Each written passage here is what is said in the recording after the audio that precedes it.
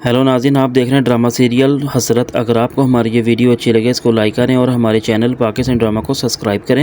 लेकिन जो फबिहा की माँ होती है वो अपनी बेटी से कहती है कि नसीम बहन का फ़ोन आया था, वो तुम्हारे और हमज़ा की तारीख मांग रही है। लेकिन फबिहा अपनी माँ से कहती है कि बिल्कुल भी ऐसा कुछ नहीं है, मैं अभी शादी नहीं करूँगी। लेकिन उसकी माँ से कहती है कि आखिर मुझे बताओ क्या वजह है जो तुम अभी शादी नहीं करना चाहती, इसमें क्या बड़ा मसला है।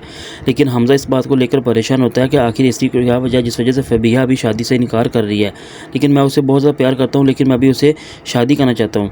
लेकिन फबिहा अपनी माँ से कहती है कि बात मेरी खुशी की नहीं है, बात मेरी मर्ज़ी की है और इसलिए मैंने अभी फ़ैसला किया कि मैं अभी शादी नहीं करूँगी, क्योंकि मैंने अपनी ज़िंदगी की बहुत सी मंजिलों को तय करना होगा। लेकिन उसकी माँ उसे कहती है कि आखिर कौन सी मंजिलों की तुम बात कर रही हो।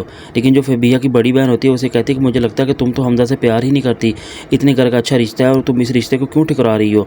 लेकिन जो अरहम होता है जब वो अपनी माँ से मिलने के लिए उनके कमरे में जाता है तो अपनी माँ से पूछता है हालचाल, तो उसकी माँ उसे कहती है कि तुम किस हालचाल के बारे में पूछ रहे हो।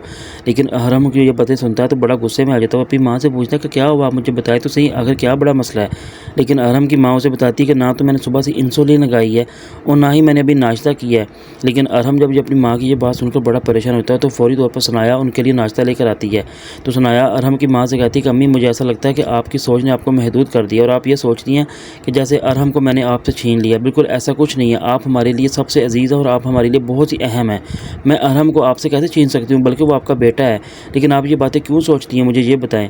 लेकिन जो अरहम होता है वो सनाया से कहता है कि मैं सिर्फ़ और सिर्फ तुम्हारे एहसानात में घिरा हुआ हूँ, बस इसी बात की वजह से मुझे मजबूर समझता हूँ। लेकिन मैं ये सोचता हूँ कि आखिर तुम किस तरह घर को चलाती हो, लेकिन इसलिए सिर्फ़ और सिर्फ तुम अम्मी का पूरा ख्याल रखा करो। लेकिन सनाया उसे कहती है कि मैं अम्मी का ख्याल रखती हूँ, आप क्यों ऐसी बातें सोचते हो।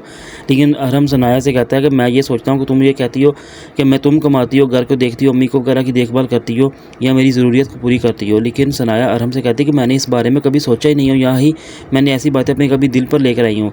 लेकिन आप मेरी बातों को इस तरह का गुनाह क्यों समझते हैं। लेकिन सनाया अरहम से कहती है कि मैं आपको ये बताना चाहती हूँ, अगर आप ऐसी बातें सोचोगे तो हो सकता है कि हम दोनों का रहना या जीना बिल्कुल मुश्किल हो जाएगा और हम कभी भी साथ भर ज़िंदगी नहीं गुजार सकते। लेकिन आप ऐसी बातें सोचकर मेरे दिल को क्यों ठेस पहुँचाते हो।